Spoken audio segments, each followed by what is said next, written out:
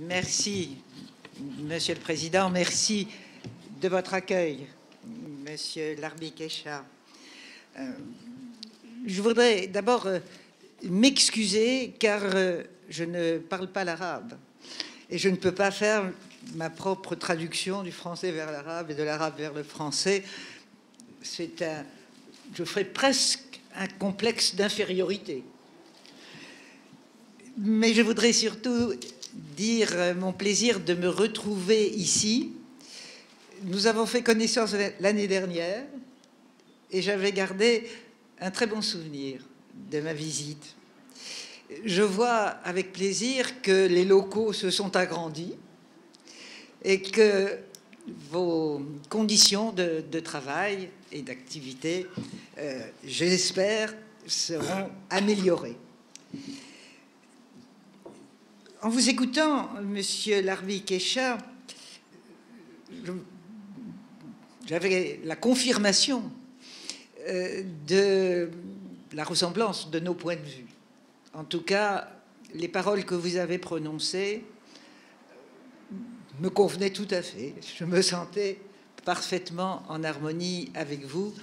Et j'espère qu'au cours de la journée, au cours de ces débats, il pourra y avoir des différences sur certains points, mais une même volonté de compréhension mutuelle, de vivre ensemble avec nos différences, et c'est ça qui nous unit, et c'est ça qui est extrêmement important. Alors, vous avez consacré cette journée à une réflexion sur la coexistence entre l'islam et l'Occident. Vaste sujet. Et d'actualité. Enfin, très ancien sujet, mais encore d'actualité. Je ferai peut-être deux remarques. La première, l'islam et l'Occident, j'aurais envie de dire islam et chrétienté, parce que l'Occident a toujours eu en son sein une part d'islam.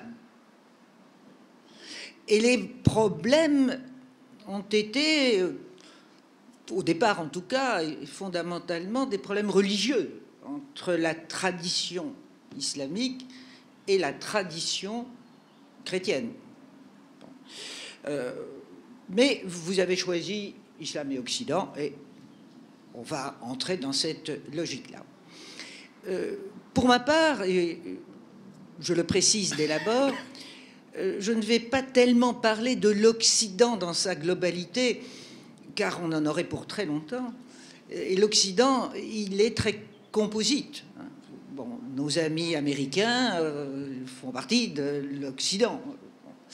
Je vais plus modestement me parler de l'Europe.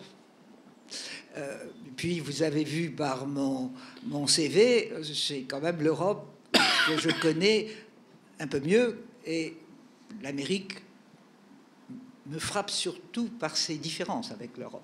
Donc j'aurai une interprétation européenne du concept d'Occident. Comme je ne suis pas théologienne et que je ne connais pas l'islam, je vais vous écouter sur l'islam.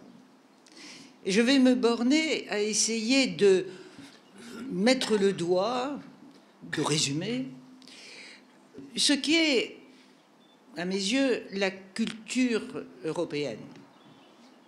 Et par extension, un morceau de la culture occidentale. Et je laisse aux spécialistes de l'islam le soin de présenter l'islam. Car, je le répète, je ne connais pas l'islam. Et comme tous les ignorants, je risque de dire n'importe quoi. Donc il faut d'abord que j'apprenne, moi aussi. J'essaie de temps en temps de m'informer, mais on ne devient pas un spécialiste d'une grande religion comme l'islam du jour au lendemain. Donc laissons aux spécialistes le soin de dire ce qu'ils ont à dire.